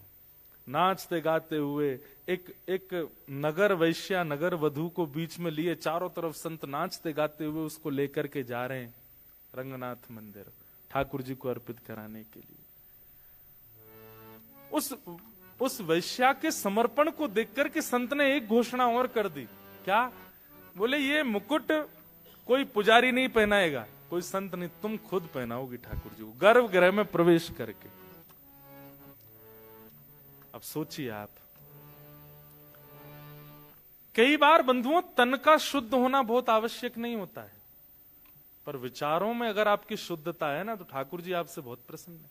कई लोग हैं, वो लोग दिखते बहुत साफ सुथरे हैं, वो लोग दिखते बहुत बिल्कुल क्या बोलते हैं उसको, हाइजेनिक दिखेंगे बिल्कुल महाराज, एक बाल भी इधर उधर नहीं होता उनका, ऐसे बाल काटते हैं, शर्ट वर्ट ऐसे पहनते हैं, बिल्कुल एक चीज भी ऐसी वैसी नहीं हो जाए, बहुत व्यवस्थित रहेंगे। अगर वैष्णव भी है तुलसी पहनेंगे, तिलक भी बिल्कुल स्ट्रेट, किसी भी रूप में वो नहीं दिखे, पर कहीं ना कहीं मन दूषित होता है। आज वो वैश्या भले ही है, शरीर उसका अपवित्र है, पर उसका हृदय इतना पवित्र था, साधु ने कह दिया तुम ही मुकुट पहनाओगी ठाकुर जी को जाके। मंदिर के सब पुजारियों में बातें बनने लगी, बोले महात्मा का बुद्धि खराब हो गई है, बताओ एक नगर वैश्या को लेकर के आ रहे हैं, और चलो ठीक है उसकी संपत्ति से तुमने मुकुट बनवाया, ठाकुर जी को दे रहे हो, लेकिन इतना तो नहीं कहना चाहिए था कि वो जाकर के ठाकुर जी को पहना दे।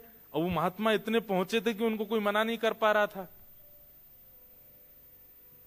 लेकिन मैंने एक बात कही ना, ठाकुर जी परीक्षा बहुत लेते हैं। देता है कन्हाई जिसे प्रेम की दशा,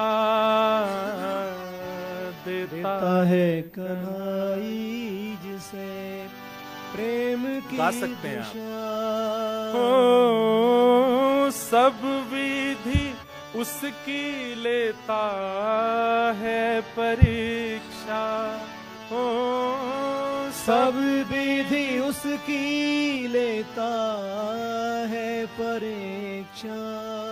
कभी निकट बुलाए, कभी निकट बुलाए, कभी दूरियां बढ़ाए, कभी दूरियां बढ़ाए। छलिया हाथ नहीं आए, छलिया हाथ नहीं आए, हमें श्याम ना मिला, हमें श्याम ना मिला, हमें श्याम ना मिला, हमें श्याम ना मिला। ठाकुर जी बहुत परीक्षा लेते, इसलिए एक बात याद रखना, ये 3 दिन के सत्र के बाद यदि प्रेम चित्त में प्रकट हो जाए तो एक चीज के लिए तैयार रहना, परीक्षाएं बहुत होंगी। अपनी संपूर्ण जीवन की कमाई लगा करके, मुकुट बनवा करके, अपना पूरा सर्वस्व ठाकुर जी को देने के लिए आज आ गई वो वैश्या। लेकिन मंदिर के लोग भी उससे बिल्कुल अप्रसन्न थे, सब कुछ उसके बिल्कुल विपरीत था, लेकिन फिर भी उसको मन में लग रहा था ठाकुर जी बुला रहे हैं मुझको। लेकिन जैसे ही वो द्वार पर पहुंची और भीतर प्रवेश करने लगी, उसी समय रजस्वला हो गई, मासिक धर्म हो गया, और उसी समय वो घबरा गई, तुरंत थाल नीचे रख दिया मुकुट का, पीछे खड़ी हो गई। महात्मा बोले क्या हुआ? अब बस रो रही है, कुछ कह नहीं पा रही। महात्मा बोले हुआ क्या, तुम पीछे क्यों हट गई हो? अब मैं अपवित्र स्थिति में हूं, मैं नहीं जा सकती भीतर।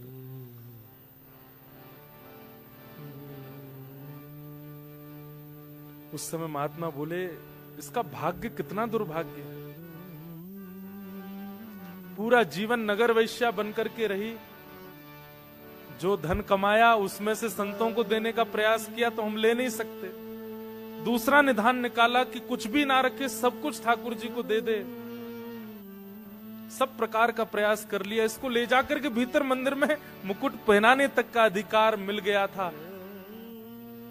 लेकिन ये कैसा दुर्भाग्य है। निश्चित ही अपने पूर्व काल में, पूर्व जन्म में पता नहीं क्या ऐसा अपराध बन गया इससे, ठाकुर जी इसको स्वीकार नहीं कर रहे हैं।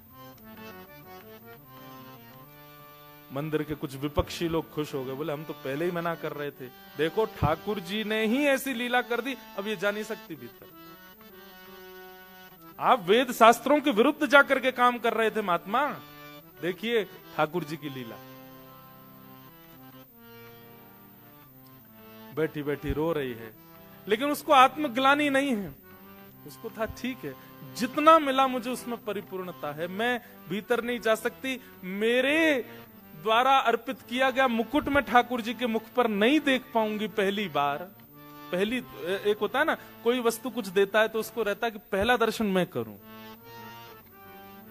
कोई बात नहीं। महात्मा थाल उठाए, बोले बिटिया अब तेरी तरफ से मैं जा रहा हूं, जाइए आप, मुझे बस बता देना कैसा लगा। ठाकुर जी के मुखमंडल पर थोड़ी मुस्कान आई कि नहीं पहन के। भीतर गए, महात्मा के नेत्रों से अश्रुपात और वो अश्रु जल मुकुट पर गिर रहा था। बार बार कह रहे थे ठाकुर जी आपकी भक्त वत्सलता कहां गई आज? परीक्षाएं आप लेते हैं, आपका स्वभाव है, पर इतनी क्यों लेते? जैसे भीतर प्रवेश किया, श्रीमन नारायण भगवान के सन्मुख उसको रखा गया। मुकुट की पूजा अर्चना जैसे हुई, और अर्चना करने के बाद पूर्व का मुकुट उतार करके और द्वितीय नया मुकुट धारण कराने की परिस्थिति, जैसे ही मुकुट उठाने का प्रयास किया, खुद ही उठा के लाए महात्मा जी बाहर से। वो इतना भारी हो गया उनसे उठे ही नहीं। 2-2, 3-3, 4-4 वैष्णव लगे हैं उस मुकुट को उठाने में, लेकिन वो इतना भार धारण कर चुका है किसी से हिल भी नहीं पाया। महात्मा बोले भगवान मैं तो अभी उठा के लाया हूं, वो पूरे नगर कीर्तन करते हुए वैश्या लाई, अब अचानक ऐसा क्या हुआ, ये मुकुट इतना भारी? तभी देखा तो श्रीरंगनाथ भगवान के नेत्रों में अश्रुपात। महात्मा जी ने कहा तुरंत पर्दा लगाओ, कपाट बंद करो, ठाकुर जी से मुझे एकांत में कुछ चर्चा करनी है। कपाट बंद किए, तुरंत ठाकुर जी उठ करके बैठ गए, सहज हो गए। बोले जो जो मुकुट बना के लाया है उसी को भीतर लाओ, उसी के हाथ से ही मुकुट पहनेंगे।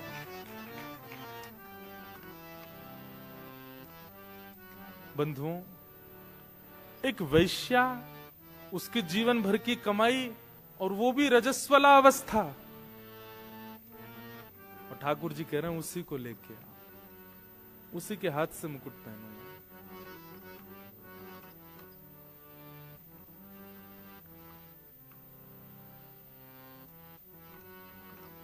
ठाकुर जी बहुत प्रेम करते हैं, बस कोई देने वाला हो वो प्रेम। महात्मा दौड़े दौड़े बाहर गए, और बाहर जाकर के देखा तो एक खंबे से सिर लगाए बैठी है, बस रो रही थी। महात्मा जाके बोले जल्दी उठ, बोले आप दूर रहिएगा, मेरी छाया भी ना पड़े आप पर। प्राचीन भारत में तो बहुत नियम होते थे। महात्मा बोले मैं छाया से बचूं, और उस जगत नियंता जगदाधार साक्षात तेरी प्रतीक्षा कर रहे हैं भीतर। हाथ पकड़ लिया उसका, वो रोने लगी, महाराज मुझे स्पर्श मत कीजिए।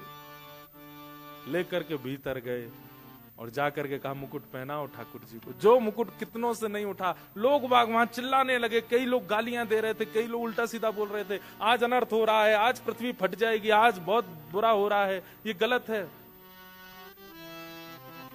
लेकिन जिस मुकुट को कोई नहीं उठा पाया, जैसे ही उसने उठाया उठ गया और ठाकुर जी ने अपने आप ही, ठाकुर जी की जो प्रतिमा थी उसका मुख नीचे हो गया और मुकुट ठाकुर जी ने धारण किया। और वो वैश्या, उसकी स्थिति तो कितने दिन के लिए मूर्छा में चली गई, वो मूर्छित हो गई। और जब उसकी मूर्छा टूटी, परम वैष्णव, और कुछ दिन भगवत स्मरण करने के बाद कहां भगवत धाम प्राप्ति हो गई। क्या उसका था? यह है ठाकुर जी का प्रेम, प्रेम लक्षणा भक्ति। बस प्रेम लक्षणा भक्ति का एक नियम आपको ध्यान रखना है, पूर्ण। आधा अधूरा, 1%, 10%, 50%, 60% नहीं चलता, 100 पूरा, तो ही वो प्रेम भक्ति मानी जाती है, नहीं तो नहीं।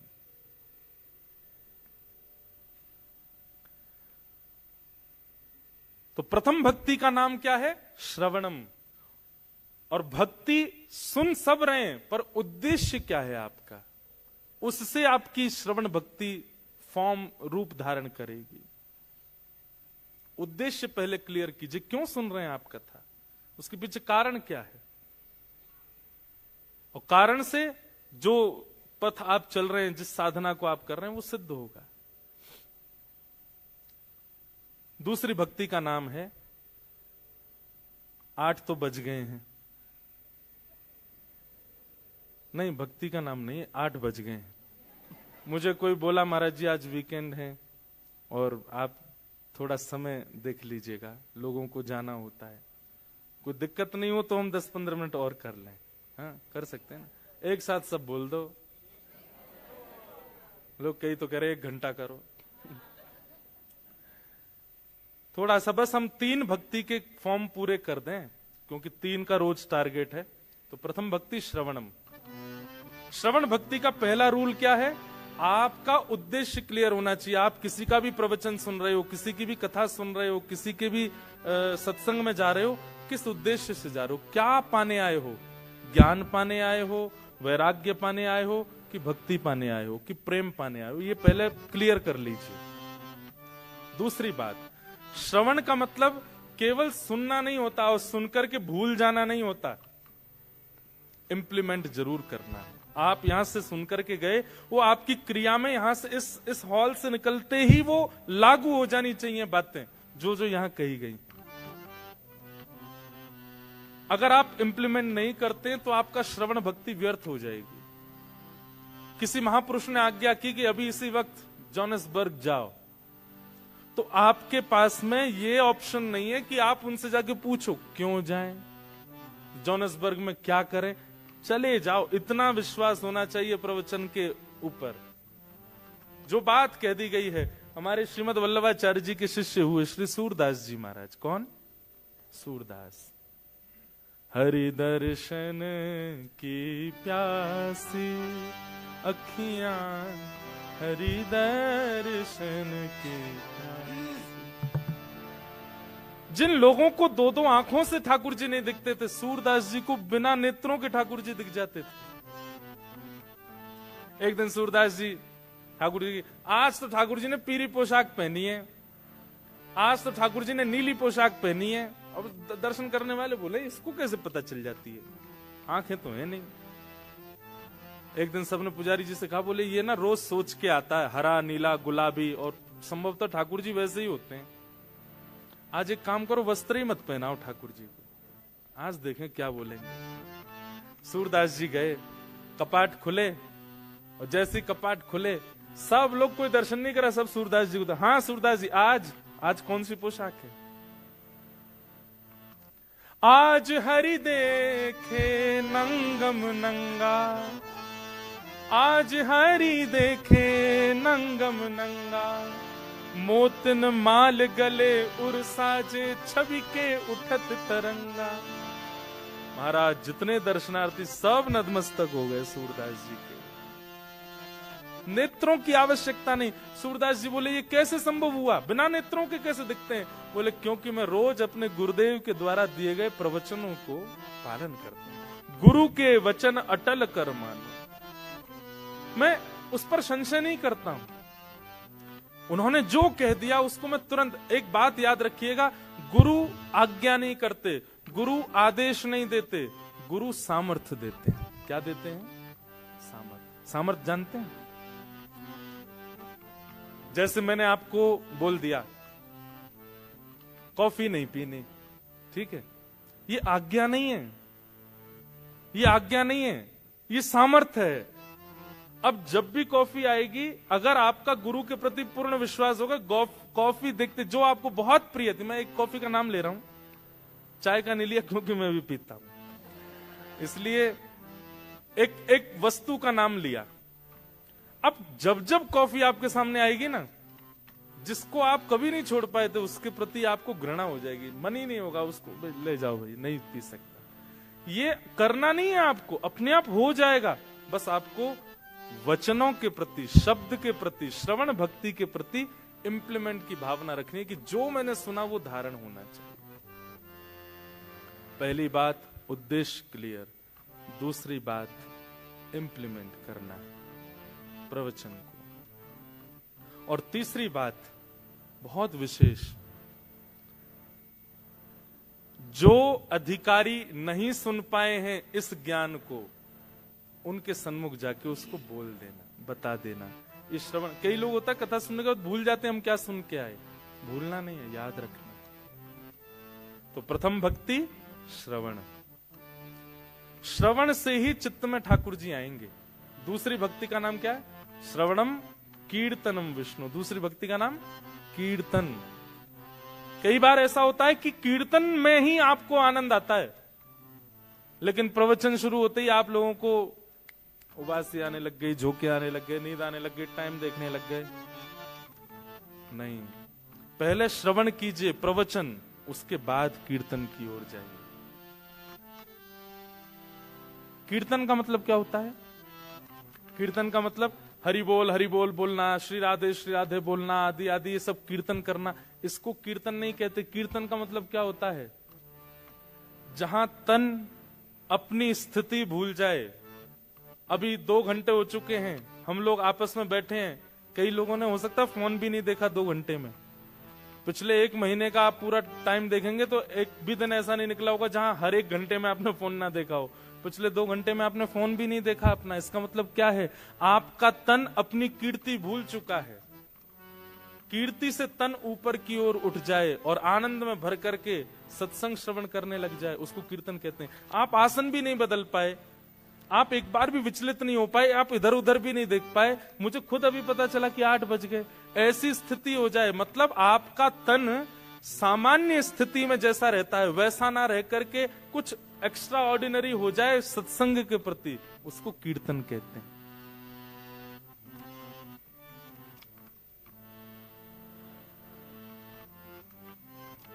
जहां हरि सत्संग आपके तन को ऊपर उठा दे। एक आसन पर बैठ करके आप पूरी कथा श्रवण कर लो। किसी भी प्रकार का आपका जो नॉर्मल रूटीन होता है उसको आप भूल भाल करके और केवल आनंद निमग्न होकर के सुनने लग जाओ, इसी को कीर्तन कहते हैं। भूख, प्यास, निद्रा, आलस्य, ये जो शरीर के धर्म है, ये सब भूल जाते हो जब सत्संग में, तब कीर्तन होता है।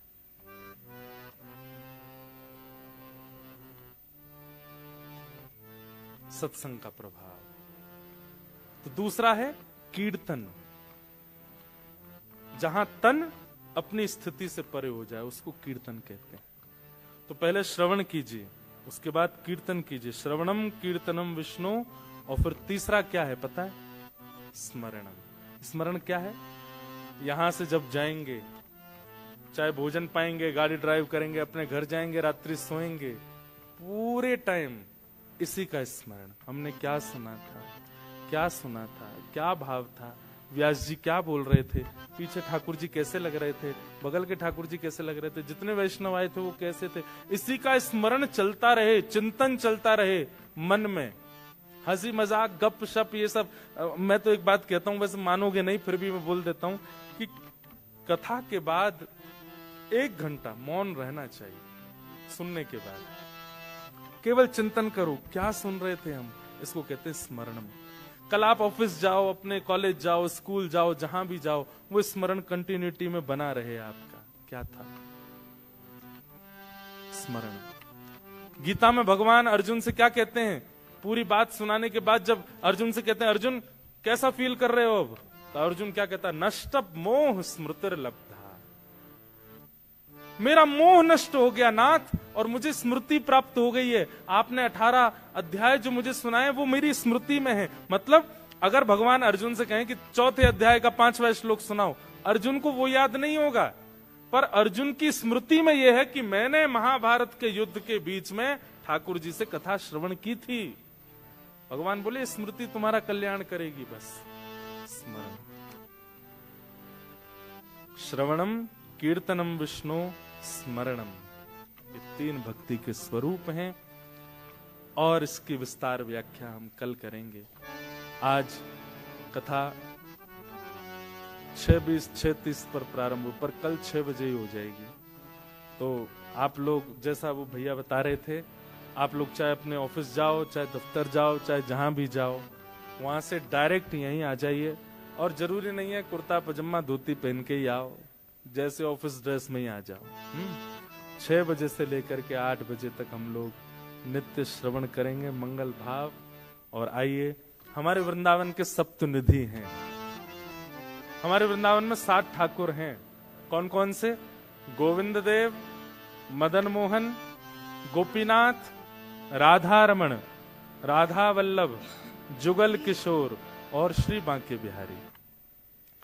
इन 7 ठाकुरों का एक पद हमारे प्यारे गिरधर लाल जी ने लिखवाया है। हम हर जगह गाते हैं, भारत में तो सब लोग गाते हैं, आप लोग भी गाइए। और आज इसी संकीर्तन के साथ में हम कथा को विश्राम देंगे। एक एक पंक्ति में एक एक ठाकुर को सब लोग मेरे साथ प्रणाम करिएगा। श्यामा हृदय कमल सो प्रगट्यो, श्यामा हृदय कमल सो प्रगट्यो, श्यामा हृदय कमल सो प्रगट्यो, श्यामा हृदय कमल सो प्रगट्यो, और श्याम हृदय तू भाई वृंदावन मेरो वृंदावन, वृंदावन मेरो वृंदावन। एक बात सुनोगे? एक बार एक व्यक्ति के ना हाथ नहीं थे। उसने किसी ज्योतिषी से पूछा, बोले महाराज जन्म से ही मेरे हाथ नहीं है, मैंने पूर्व जन्म में ऐसा कौन सा पाप किया? ज्योतिषाचार्य जी बोले, पूर्व जन्म में तुम एक कथा में गए थे, वहां कीर्तन में तुमने ताली नहीं बजाई, तो अगले जन्म में अगर ये सलामत चाहते हैं, कृपा करके करताल बजाइए। और सुनिए, केवल यही बजाओगे, गाओगे नहीं, तो फिर अगले जन्म में क्या अंतर ध्यान होगा? इसलिए वाणी से गाइए और थोड़ी देर के लिए भूल जाइए कि आप नायरोबी में हो। आप कहने हो मैं तो भूल गया भाई, मुझे नहीं लग रहा कि मैं अफ्रीका में हूँ, हमें तो वृंदावन ही लग रहा है। दोनों भुजा उठा के, हे वृंदावन प्यारो वृंदावन प्यारो वृंदावन, हे श्री वृंदावन मेरो वृंदावन, श्री वृंदावन मेरो वृंदावन। सब सुख सागर रूप उजागर रहे वृंदावन धाम, सब सुख सागर रूप उजागर रहे वृंदावन धाम, ओ सब सुख सागर रूप उजागर रहे वृंदावन धाम, सब सुख सागर रूप उजागर रहे वृंदावन धाम। रूप गोस्वामी प्रगट कियो जहां, रूप गोस्वामी प्रगट कियो जहां, रूप गोस्वामी प्रगट कियो जहां, रूप गोस्वामी प्रगट कियो राधा गोविंद रूप निधान, वृंदावन मेरो वृंदावन, वृंदावन मेरो वृंदावन, हे श्री वृंदावन मेरो वृंदावन, श्री वृंदावन मेरो वृंदावन।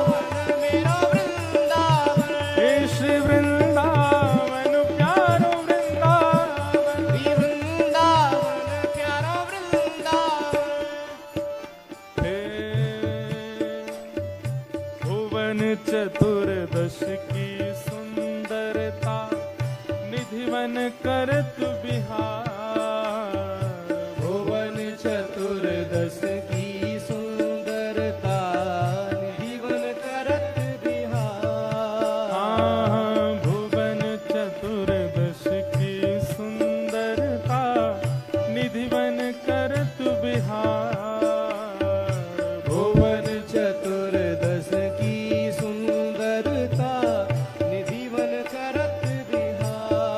ओ श्यामा प्यारी कुंज बिहारी, श्यामा प्यारी कुंज बिहारी, श्यामा प्यारी बांके बिहारी, श्यामा प्यारी बांके बिहारी। और जय जय श्री हरिदास वृंदावन मेरो वृंदावन, वृंदावन मेरो वृंदावन, श्री वृंदावन प्यारो वृंदावन, श्री वृंदावन प्यारा वृंदावन। श्यामा प्यारी कुंज बिहारी, श्यामा प्यारी कुंज बिहारी। और जय जय श्री हरिदास वृंदावन मेरो वृंदावन, वृंदावन मेरो वृंदावन, हे श्री वृंदावन मेरो वृंदावन। श्री वृंदावन मेरो वृंदावन। आतुर हित हरिवंश पुकारो, राधा राधा नाम, आतुर हित हरिवंश पुकारो, राधा राधा नाम। ओ जय राधे राधे। जय राधे राधे। ऐसे हमारे यहाँ राधे राधे ऐसे नहीं बोलते, भुजा उठा के जय राधे राधे, जय राधे राधे। श्री राधे राधे, श्री राधे राधे। वृषभानु दुलारी, जय राधे राधे। बरसाने वारी, श्री राधे राधे। श्री कृष्ण प्यारी, श्री राधे राधे। तीरथ सुत प्यारी, श्री राधे राधे। जय राधे राधे, जय राधे राधे। श्री राधे राधे। श्री राधे राधे। आतुर हित हरिवंश पुकारो, राधा राधा नाम, आतुर हित हरिवंश पुकारो, राधा राधा नाम। हे सघन कुंज यमुना तट आयो, सघन कुंज यमुना तट आयो, हे मदन टेर वृंदावन आयो, मदन टेर भुजा उठा के हे प्यारो राधा वल्लभ लाल, वृंदावन मेरो वृंदावन, हे वृंदावन मेरो वृंदावन, हे श्री वृंदावन प्यारो वृंदावन, श्री वृंदावन प्यारा वृंदावन। मदन टेर वृंदावन आयो, मदन टेर वृंदावन आयो, ओ प्यारो राधा वल्लभ लाल, वृंदावन मेरो वृंदावन, श्री वृंदावन मेरो वृंदावन, हे श्री वृंदावन प्यारो वृंदावन, श्री वृंदावन प्यारा ओ जय जय वृंदावन। राधा वल्लभ हित हरिवंश, जय जय राधा वल्लभ हित हरिवंश, जय जय राधा वल्लभ प्यारो हरिवंश, जय जय राधा वल्लभ प्यारो हरिवंश, जय जय श्री वृंदावन श्रीवन चंद्र, जय जय श्री वृंदावन श्रीवन ओ जय जय चंद्र, श्री वृंदावन श्रीवन चंद्र, जय जय श्री वृंदावन श्रीवन चंद्र, ओ जय जय राधा वल्लभ प्यारो हरिवंश, जय जय राधा वल्लभ प्यारो हरिवंश, जय जय राधा वल्लभ हित हरिवंश, जय जय राधा वल्लभ हित हरिवंश। श्री गोपाल भट्ट झुके हृदय वेदना, प्रगट्यो शाले ग्राम, श्री गोपाल भट्ट झुके हृदय वेदना, प्रगट्यो शाले अच्छा, एक बात बताइए, आप लोगों में से वृंदावन कितने लोग गए? हाथ ऊपर करो। सब लोग गए, लगभग सब लोग गए। बिहारी जी के दर्शन कितने लोगों ने किए? और श्री राधा रमन जी के कितने ने किए? जिन जिन ने किए वो खड़े है, जाओ सब और अपने स्थान पर खड़े होकर भुजा उठा करके गाओ। हे गोपाल भट्ट झुके हृदय वेदना, प्रगट्यो शालिग्राम।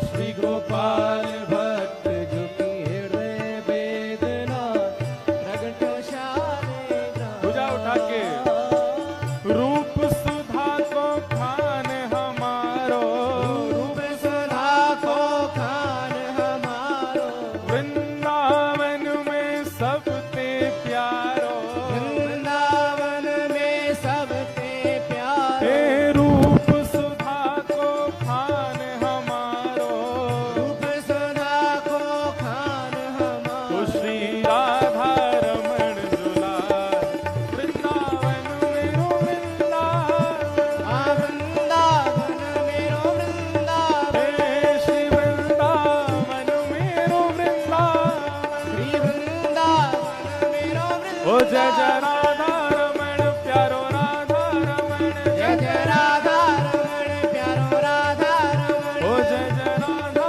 रमण प्यारो राधा रमण, जय जय राधा रमण प्यारो राधा रमण। हम अपने मन की बात बताएं, अगर मैं आपकी जगह होता तो कम से कम 1.5 फुट ऊपर उछल के नाच रहा हूं, लेकिन हम तो मर्यादा में व्यास मंच पर हैं। भुजा उठा के ओ जय जय राधा रमण प्यारो राधा रमण, जय जय राधा रमण प्यारो राधा रमण, जय जय राधा रमण प्यारो राधा रमण, जय जय राधा रमण प्यारो राधा रमण। ओ मेरो राधा रमण प्यारो राधा रमण, प्यारो राधा रमण प्यारो राधा रमण। ओ मेरो राधा रमण प्यारो राधा रमण, मेरा राधा रमण प्यारो राधा रमण। ओ जय जय राधा रमण प्यारो राधा रमण, जय जय राधा रमण प्यारो राधा रमण। ओ जय जय राधा रमण प्यारो राधा रमण, जय जय राधा रमण प्यारो राधा रमण। एक घोषणा हम ऑर्गेनाइजरों से बिना पूछे कर रहे हैं। परसों यानी कि जिस दिन ये सत्र विश्राम है, हमारे मन में ऐसा भाव है कि उस दिन ठाकुर जी की होली महोत्सव यहाँ किया, और पर रंग नहीं होंगे, फूलों की होली। हाँ, क्योंकि हमारे वृंदावन में होली चल रही है अभी, ठाकुर जी होली खेल रहे हैं और हमारे लाला आपके अफ्रीका आए हुए, तो इसलिए विश्राम दिन यहीं पर ही होली महोत्सव करेंगे। खूब सारे पुष्प मंगा लीजिएगा। जिनकी कृपा से यह रस प्रगट्यो वृंदावन अभिराम, जिनकी कृपा से यह रस प्रगट्यो वृंदावन अभिराम। हे सप्तनिधिन को ही उजियारो, सप्तनिधिन को ही उजियारो, यह आनंद करवावे वारो, आज हम सबको मिलवावे वारो, आज हम सबको बुलावे वारो। हे हमारो गिरधर लाल, वृंदावन मेरो वृंदावन, हे वृंदावन मेरो वृंदावन। हे श्री वृंदावन प्यारो वृंदावन, श्री वृंदावन प्यारो वृंदावन। यह आनंद करवावे वारो, यह आनंद करवावे वारो। नैरोबी बुलावे वारो, नैरोबी बुलावे वारो। हे हमारो गिरधर लाल, वृंदावन मेरो वृंदावन, हे वृंदावन प्यारो वृंदावन। हे श्री वृंदावन मेरो वृंदावन, श्री वृंदावन आइए। जय राधे राधे, राधे राधे, राधे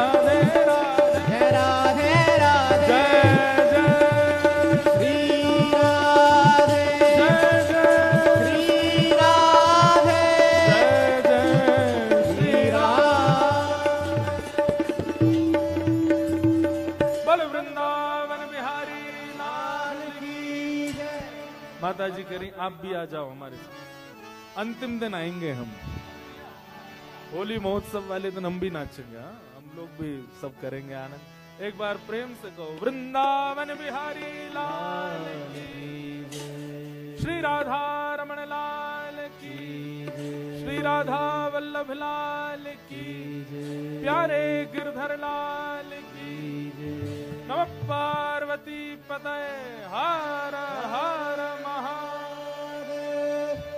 जय श्री कृष्ण, जय श्री कृष्ण, जय सिया राम, जय श्री राम, जय श्रीमन नारायण, जय श्रीमन जय नारायण, जय श्री राधे। जय जय श्री राधे।